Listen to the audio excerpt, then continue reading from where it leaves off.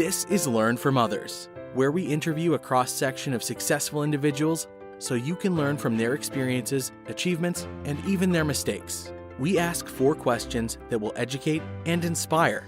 Greg Stanley will be your guide as we join our guest on a journey from adolescent daydreaming to success in today's world. Join us on this adventure as we learn from others together. Welcome to Learn from Others, where we help others succeed by sharing success. I'm very excited to introduce our special guest, Teri Chace. Well, Teri, thank you for joining us today. Oh, you're welcome. I'm delighted to be here. Well, before we find out what you're actually doing today, let's start at the very beginning. And would you please tell us, what did you want to be when you grew up? I wanted to be a writer when I grew up. Wow, at a very early age. Guess what? You might be a writer today, possibly? Well, yes, I have an explanation for that. Okay. I think that, as with musicians or artists, either you is or you ain't. You are or you aren't. That's a great quote from a writer, some grammatical issues. I love that. I did correct myself a little bit, yeah. What was your first inkling of wanting to be a writer at such a young age? Well, I grew up in a house of books, and I was a bookworm. My parents read. And so I read, and I even snuck books off their shelves, and I was always at the library, and teachers recognized that I was an avid reader and, guided me sometimes to things that they thought I might like. And that's the number one advice, actually, I would give anybody if they want to be a writer is read. Yeah, I read voraciously as a little kid. I loved it. So what was the first quote-unquote book you wrote, or did you write like a 5-page on your notebook paper that you felt like was a book when you were like 6 years old or something? Oh, probably. I wrote, poems and stories and essays and stuff all my childhood. But I think that the most important thing that I wrote growing up was my journal. If you keep a diary or a journal, I guess it was called a diary back in the day, and you could even get little ones with locks that your brothers and sisters could still get into. Right, I remember those. But any notebook at all will do for a diary or a journal, and in there you get to write your own thoughts, uncensored and unedited, and that teaches you to express yourself in words. Now, did you have any siblings that tried to swipe your diary and read it? Of course. Everybody's got to have at least one annoying brother. Well, I was that annoying brother to my 2 sisters, so you are correct. Right. Practice of writing is really important, It's like being an athlete, You can have the talent, but you need to practice it if you want to be good. Right. Practice, correct? Mm-hmm. Well, might be a layup here, but what was one of your favorite subjects or hobbies while in school? Okay, this will segue into the whole story of how I ended up where I am, but I was a real nature-loving kid. I loved to go outside and look at especially plants, but also animals. I was a kid who'd wade in the creek and catch tadpoles in jars or fireflies on a summer night. I'd pick armloads of plants that I saw and bring them home and then try to find out what they were, try to identify them. My family would roll their eyes and say, "Oh, here comes Teri with a pile of weeds." Now, did you have a favorite bug when you were a little kid that you always seeked out? Bug? Oh, yeah, like a firefly or a praying mantis? Oh, absolutely, fireflies. Fireflies are remarkable. But the point I'm trying to make about the young Teri was that I was very interested in nature, and I would want to know the names of things.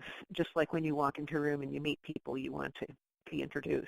And so I did a lot of self-educating.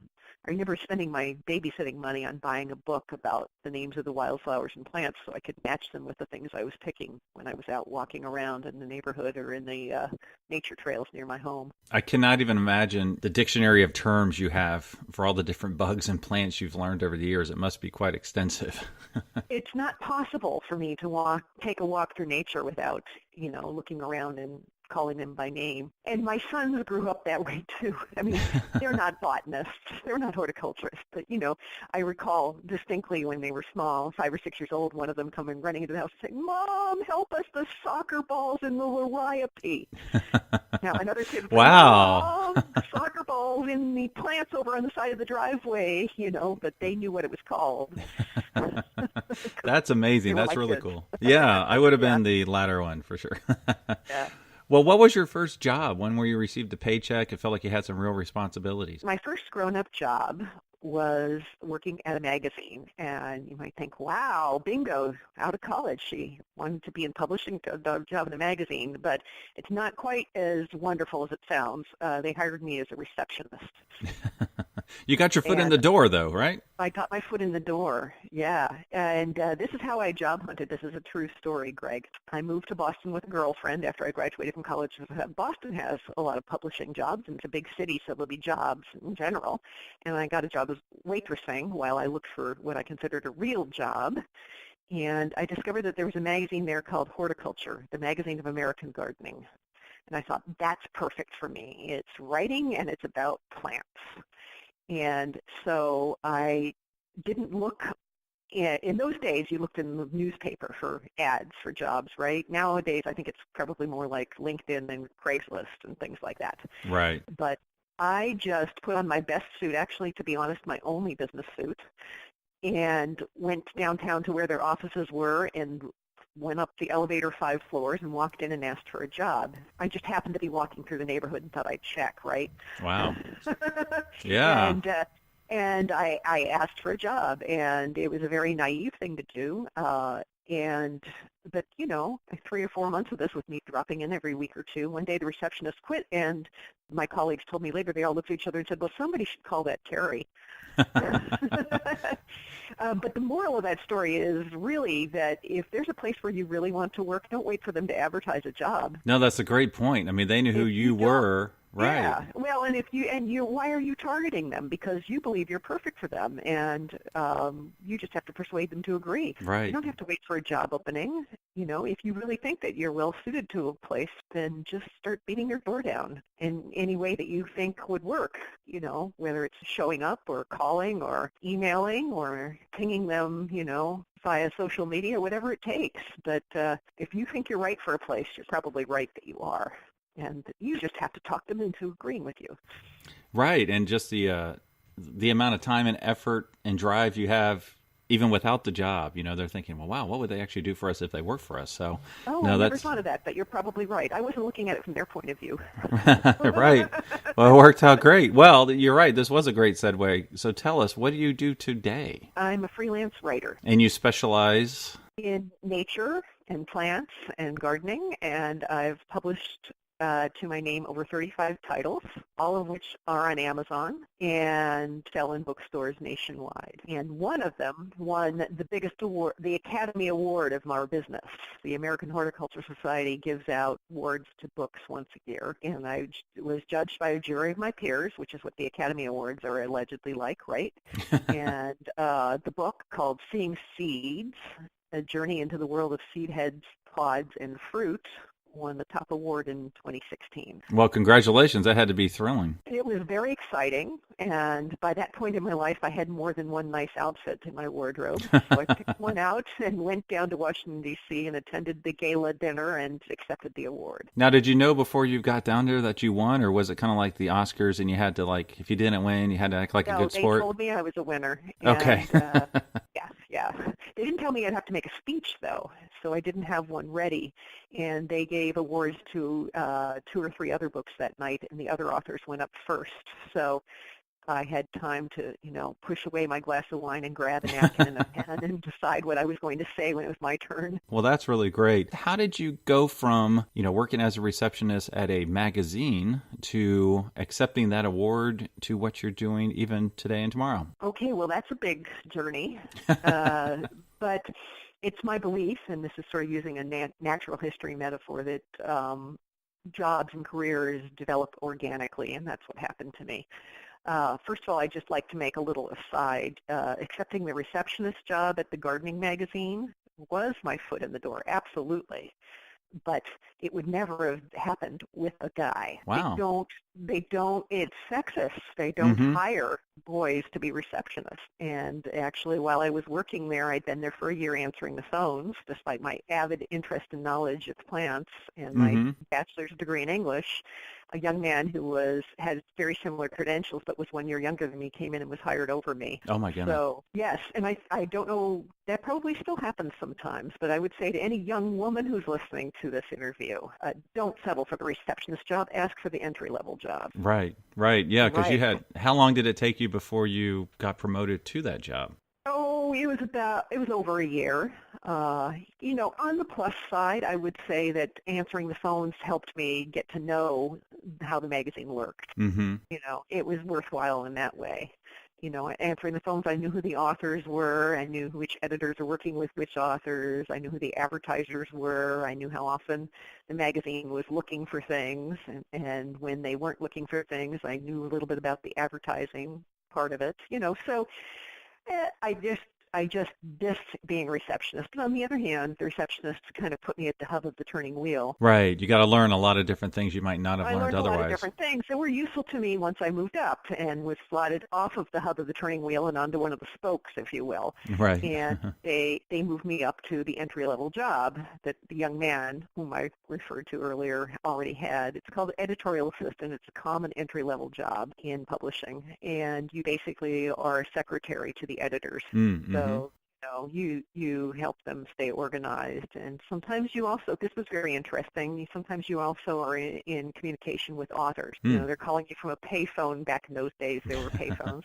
Calling you from a payphone in Vermont saying, "Where's my check? I wrote an article for your magazine and I haven't been paid, and my rent is due, and my children are hungry, and my cows are mooing," and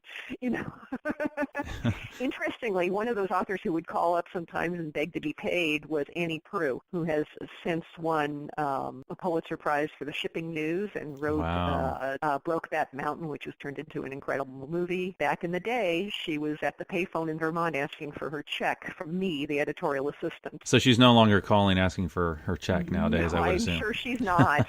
And, what was really interesting about all that was that I learned, I was on that side of the desk. I had a paycheck and the authors didn't. And I learned how authors get assignments and then how they browbeat the editors into paying them once they've completed the assignment, and also the process of editing something. So it was all a learning curve, and there's a reason why you start out at the entry-level job and move up, because then you understand how it all works. Right. So you went to that assistant editor position to where after that? Did you become an editor? Well, I moved up to being an editor over a period of years, as editors over me left, and they, promoted from within.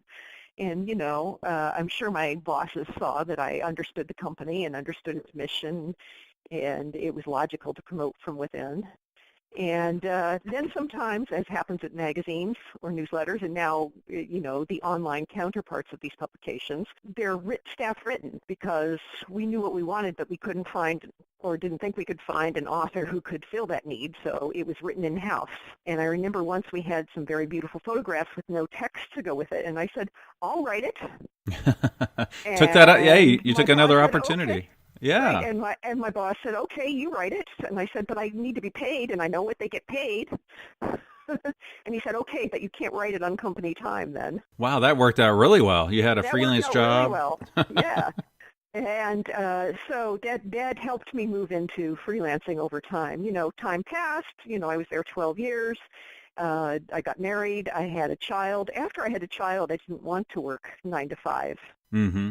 I wanted to be home with my baby. And so my former employer sometimes gave me a little bit of freelance work, but as the child grew a little bit, I wanted to get back in the workforce and took other jobs until ultimately I became pregnant with my second child, and 2 children was too much to work full-time, and I went into full-time freelancing. But the way you do that is you have to be social if you want to have lots of client. You can't sit quietly in your room and wait for the world to come to you. You've got to go out and meet people and leverage and network. So how do you do that as an early freelancer? Obviously, you had a lot of editorial connections, which probably helped out quite a bit. It did, but I think back to my very first book contract. I had a lot of information. I was at that point. My first book contract came shortly after I had quit my job and was about to give birth to my second child. I had been working at Jackson & Perkins, which is a mail-order nursery that specializes in really premium plants, especially roses. I don't know if you've ever heard of them. I have not. And they were visited by somebody who wanted to put out books about roses with the Jackson Perkins imprint on them. And did the company know anybody who was a good writer? Wow. And they said, "Well, Teri just left the company. She's gone off to have a baby, but you could ask her." And the guy called me from the airport after visiting Jackson and Perkins all day in talks and trying to persuade them to go into the book publishing business, and offered me the job of writing the book about roses, and that was my first book contract. Wow. Okay. So you did that, and then did it just continue to build after that? Yeah, because once you get published once, then you have kind of a resume. You have a portfolio. And one thing I've also discovered about the writing business is, I hate to say it, but you don't have to be a really good writer. I think I am a pretty good writer, and I've gotten better over time. But you do have to deliver on time. Mm-hmm. You have to be dependable. I've had clients use me over and over again just because they don't have to babysit me. They don't have to edit me heavily. They don't have to remind me of the deadline. They can just wind me up and let me go. You have to be responsible. So this actually harkens back to my very first job, which was babysitting, where somebody called me and said, will you come over on Saturday night at 6 o'clock and babysit till 10 o'clock? And that's not an invitation to show up at 7 o'clock or not show up at all. Right. You were there. You said yes. I was and there, you, right. Yeah. So you're just not going to get hired again and again as a freelancer if you're not dependable. I don't care what you're doing. Now, if you could, walk us through your typical week, and if you could, kind of touch on the networking piece of it a little bit. Okay. Well, now that many decades have gone by and I've done over 35 books, and I've done a lot of magazine writing, and now magazines are kind of giving way to online content, online journalism. I think that it's got to be a little of this, a little of that when I don't have a book contract. A book contract is something that can keep you busy and bring in income for up to a year, sometimes more than a year. And in the absence of a book contract, then I try to put together a variety of small projects. And it's just going back to the context that you've had before. Sometimes someone, has you write something and you deliver it and they pay you and you never hear from them again, but you get in touch with them 2 or 3 years later and you send them a copy of what you did before and remind them how wonderful you are, and they call you. So it's just, being on the other side of it, being an assistant editor at the magazine back in Boston, back before I was married and had children, taught me a lot about that piece I was saying about how the freelancer should be dependable. But it also taught me a lot about keeping in touch. If you just happen to get in touch with an editor at the right time, if you'd be in the right place at the right time, they're going to grab you because it's easy. They can't spend the day looking for the right freelancer. If you're just happen to be there, that works many times. I plan out my schedule, and if I see coming up in February that things are a little lean, then I go and send emails around or make calls. These days I found that a lot of people don't respond well to emails, and I think it's because email inboxes are too full. So how do you get around that? You get retro. You send a piece of mail. Whoa! I was going to say. Stamp. I was going to say, I was going to say retro. You pick up the phone, but you went really retro with a stamp and an envelope. Wow. Well, and if it's attractive and neat, and of course in the writing business you don't want to have errors. Right. Well, that's interesting. I would not have thought that. Well, that's great to know. Well, now you mentioned you work from home when we were talking a little bit earlier. So how do you form your schedule? Like, do you work at 5 a.m. till 8 a.m., take a break? How does your typical schedule work where you find yourself to be productive at home? I don't do that unless I have a book contract. Okay. When you have a big project, then you have to plan and schedule. And people have asked me, how do you write a book? I see you wrote a book that was 325 pages. I could never write that much. And I say, remember when you were in school and your English teacher had you write a report and insisted on an outline? But you make an outline. And if the book has 12 chapters, then you give yourself 12 weeks, and it's a chapter a week. You take it in bite-sized pieces. And you just, you break it down into bite-sized digestible pieces, and you plan yourself and you stay on schedule. Wow. And would you try to put like 3 to 5 hours a day strictly writing, or even more? That's very hard to do. Writing is very creative work and very tiring. And so my usual method is to write for a few hours in the morning and then take a break and then come back later and do a few more. And when you're really rolling, and anybody who's creative will understand this, when you're really rolling, sometimes you stay too long in your office on your chair at your computer. You skip a meal, or you don't get up to pee or walk the dog. You're obsessed. And, you know, there's a time and a place for that, but it's not healthy to work that hard as a regular practice. It's better to take frequent breaks. And also, when you're really intensely researching and writing something, the breaks are important because when you get up and get away from your writing, your mind keeps working on it. You know, you might come up with some really good wording while you're out walking, then rush home and turn on the computer and before you forget it. Or, you know, at times I've scribbled it down on a scrap of paper if I was afraid I was going to forget this brilliant idea I had while I was out of the house. Do you have a notepad and pen at your bedside? So when you have when you dream? Absolutely. Okay. Yes. Yeah. Well, that's yes, good to know. You don't want to lose little scraps of ideas when they come. And Right. I also continue to keep a diary as an adult because, as I say, just constantly free-form writing teaches you to express yourself and keeps your writing muscles limber, so to speak. Right, yeah. As a reminder, you can check out all previous episodes at learnfromothers.org. If you are an educator or a student, you can search for podcasts by career cluster, and additional resources are under the resource tab. So Teri, we just learned what you wanted to be when you grew up, which was a writer, and what you do today, which is a writer, which is rare and awesome. So if you could do it all over again, what would you do differently? I would have tried to get published when I was younger.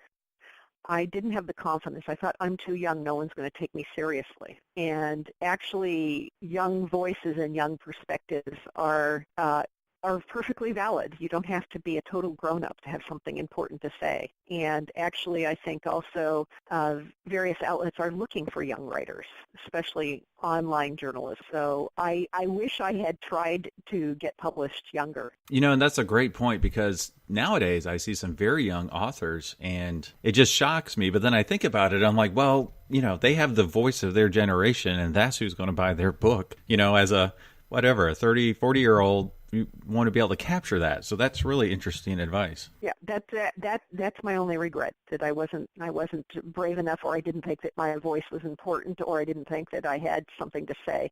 Actually, we all have opinions. We all have thoughts. We all have beliefs. Here again, I return to the practice of keeping a journal or a diary that helps you find your voice. It gives you confidence that you do have something to say, maybe a lot to say. And if you don't want to do it in a notebook with a pen, which I realize is kind of retro, you can certainly just, you know, blog or have a folder on your desktop, which is all yours and where you write your thought. Or I have a website now, and I put things in there that I write, whether they've been published or not. Yeah, and actually you just spoke on it quite a bit there, but if someone in our audience wants to do what you do, which I know there's a lot of folks, what advice would you give them? So obviously the journaling's part of it, the, you know, writing down your thoughts. What other advice would you give them? Is there, you know, go to college, make sure you have this major. How would you suggest they approach a publisher? I do recommend going to college. I really do, for a lot of reasons. I know people are worried about going to college because they think they're going to be in debt for the rest of their life, and they know that's a legitimate concern. But if we could just set that aside for a second and talk about why it's worthwhile. Mm-hmm. Going to college is a way to explore your intellect and to explore the world and to be exposed to new people and new ideas. And it ups your game from the challenges that you've met in high school. And you really grow a lot in college, and you really learn how to use your mind. And you should take challenging and strange courses. And most colleges also require that you take things outside of what you think is your major. And I remember finding that irritating, but it was really interesting, and it helped me grow. So I think go off to get a bachelor's degree.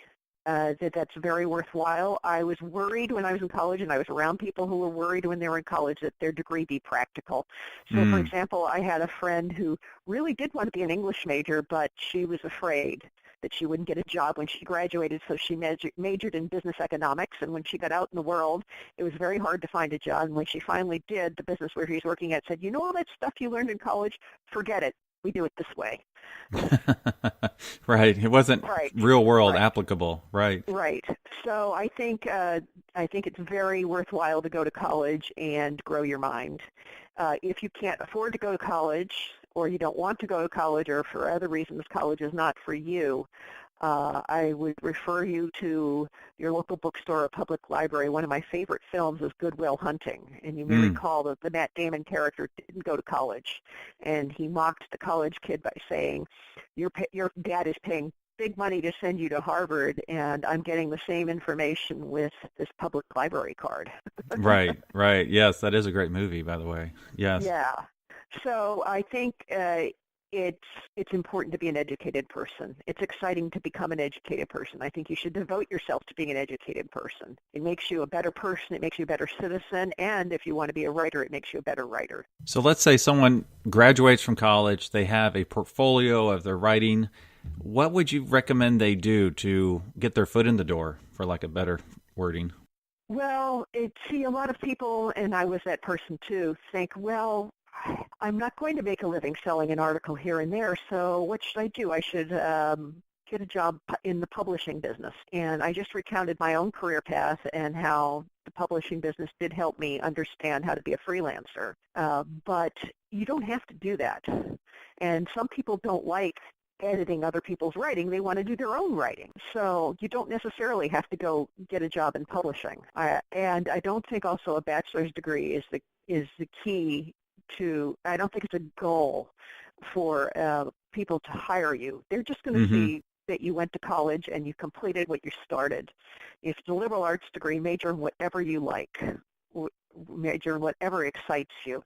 It's not, no employer is going to look at a bachelor's degree and refuse to hire an English major over a French major or a social studies major. You know, there's lots of entry-level jobs in the world where you just have a bachelor's degree that you finished and you did well and you became an educated person. Right. You know, if you're really goal-directed, go get a master's degree or go learn a trade. But I think the purpose of a bachelor's degree is to prove that you finished something and to become an educated person, or at least get started on being an educated person. I mean, Right. It's not like it stops as soon as you leave college. If you have a portfolio of things, what happens is in college you can work for the school paper or the school alternative paper. You can blog, you can write for school clubs, or you know, there's a lot of different kinds of writing that you can do when you're in college to build your portfolio, and some of it won't pay, but it builds your portfolio. And when you get out, if you want to be a writer, you may end up taking work that doesn't pay either to build your portfolio. So to keep the pressure off your writing as a way to pay your bills, I suggest you get a job that supports you while you continue to write. And there may come a day when you can move out of the boring job and into full-time writing. Now, would you ever recommend going the self-published route? I knew you were going to ask that, Greg. It seems to be what people are doing. Right. I actually belong to a writers group. It's sort of a writer support group, I think. There's about a half dozen of us. We meet once a month at one of our houses, and we sit around and talk about what we're working on. And there are 2 people in that group who are self-published, and then there are 2 of us who are published by publishers. And so we had a spirited discussion about this. And what I learned about self-publishing did not entice me. Now, a self-published book means you can have it exactly how you want it. It's your book. No editor is going to cut out your favorite chapter or rearrange it. You have complete creative control when you self-publish. I would say also, if you're going to self-publish, as one of the people in this group has done, you might want to hire a freelance proofreader so that you don't embarrass yourself by publishing something that's got grammatical or spelling errors in it, and make it look as professional as possible. But the problem that these 2 people have encountered is distribution. They can't find a way to sell their books, because big bookstores like Barnes & Noble will not carry self-published books. You cannot get them in their door. And small independent bookstores tend not to really want to take self-published books and put them out either. So how do these 2 people in my writers group sell their self-published books? They have a website and they sell it off of that. It's not going like gangbusters because it's hard to get discovered. And they go to conventions where they have a table or a booth and they sell their books there. And that brings in a little bit of income and exposure. But I listened to this and thought, thank God I have a publisher now. The publisher, you know, paid me to write the book, and the publisher, more important to me, distributes it. Got it on Amazon, got it in bookstores. So it's my personal preference to have a publisher. Let's say a freelance writer who would like to publish a book through a publisher. Do you recommend a literary agent? I don't have a literary agent, but I'm in a specialized niche. I'm in the nature writing, nonfiction. And I felt that I could get book contracts without an agent, and an agent will take a cut. Right. So it didn't seem worth it to me. However, I've talked to people who have agents. That's another topic we have at our writers group. What about an agent? How do I get an agent? I think agents are useful if you're a fiction writer. Mm-hmm. And this is what I've learned from my colleagues. So you might want to interview someone who's a fiction writer another time, Greg, to get more on Okay. this. Fiction writers do tend to have an agent, and the agent will match them with a publisher, and the agent will, like a real estate agent trying to sell your house, try to get top dollar so that then they make more. And agents are looking for the best new thing. And agents are tweeting and Instagramming. So you have to be social media savvy if you want to go out and shop for and do a matchmaking situation with the agent that's right for your book. Right. And the way you find a publisher is you look, so whatever it is you're writing about. Okay, so I was doing nature writing. Who publishes these books? Go to a bookstore or dig around on Amazon, but it's much easier in a bookstore because you can physically take it off the shelf and look at it. Right. And look and see who's publishing it. And then approach that publisher. If you like how they do books, if you like the look of it, if you like, the hardcover, paperback, how it's laid out, is the cover attractive, all that kind of stuff.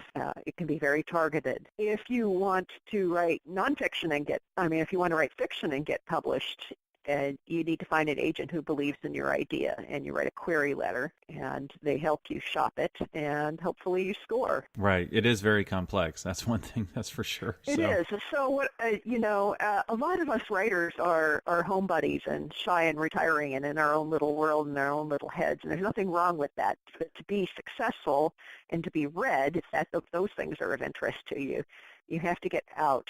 You have to be friendly. You have to network. You have to either physically network or network by social media. Well, are there any projects you're working on that you would like to share? I know you've got a lot of stuff going on. Well, interestingly, I hate to be the bearer of bad news, but I feel like the book publishing world is very conservative and contracting. I don't mean contracting in the sense of handing out book contracts, unfortunately. I mean in the sense of book publishers are very conservative, and they're not handing out book contracts as easily as they were several years ago. Mm-hmm. There are various economic reasons for that, and maybe social reasons. Maybe it's people's attention spans. I'm not sure. There's probably a lot of factors. But I haven't had to give up being an author because I've found that people want to hear me. So based on my books, especially the award-winning one, but also some of the others, groups invite me to come and speak, and then I can bring copies of my books and sign and sell them after the talk.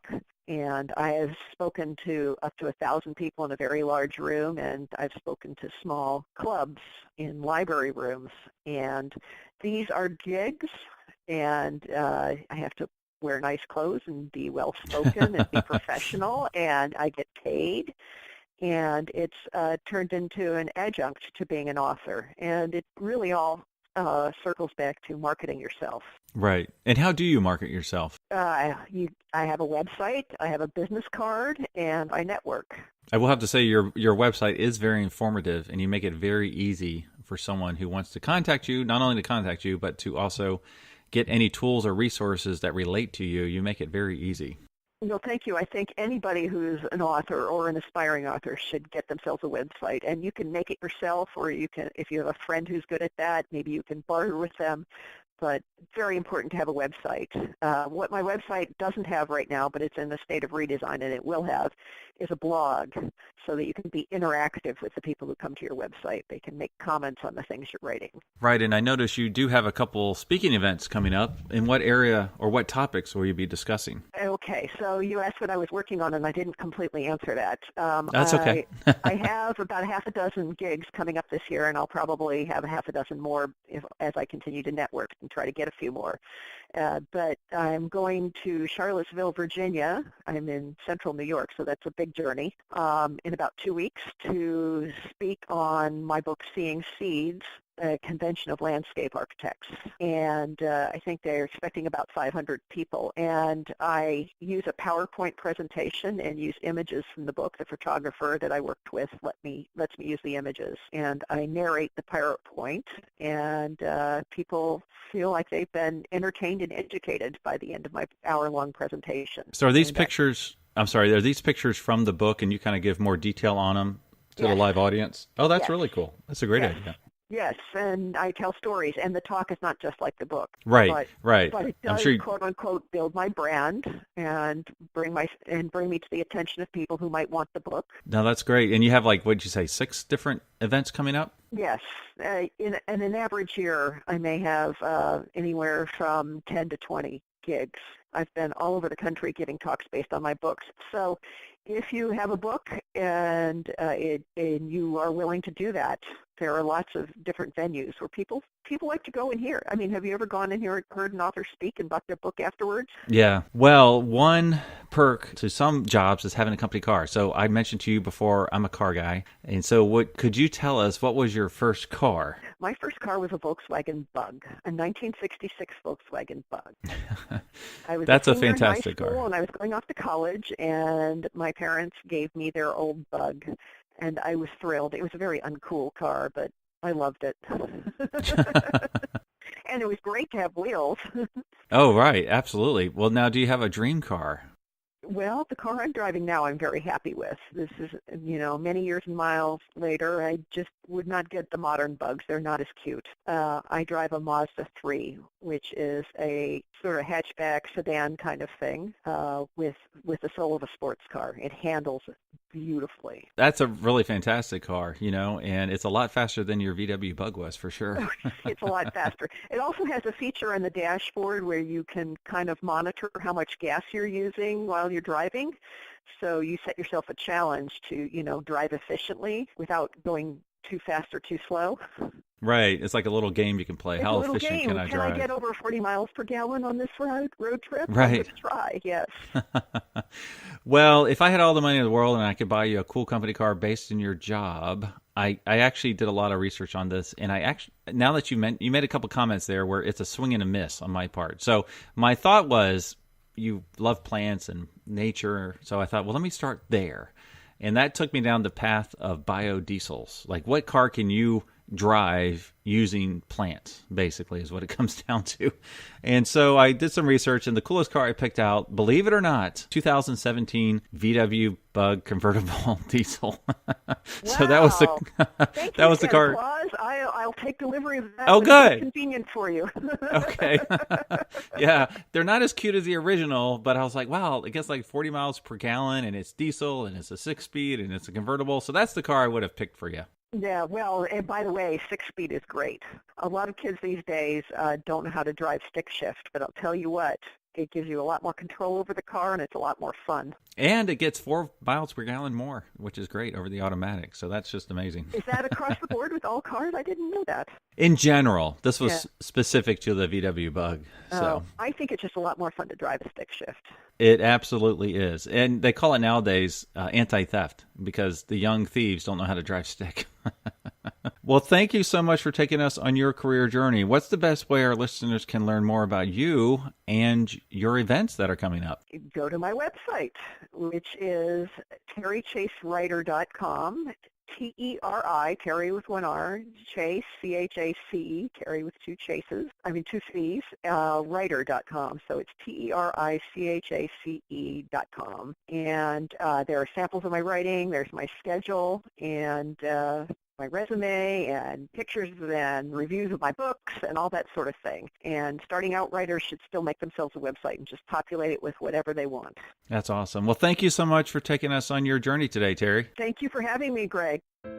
Thank you for listening to Learn from Others, where we help others succeed by sharing success. Where will our next adventure take us? Subscribe to find out. If you know of someone who has a cool career story or occupation, contact Greg through Instagram at Greg Stanley LFO. That's GregStanley LFO. And we will see you soon as we learn from others together.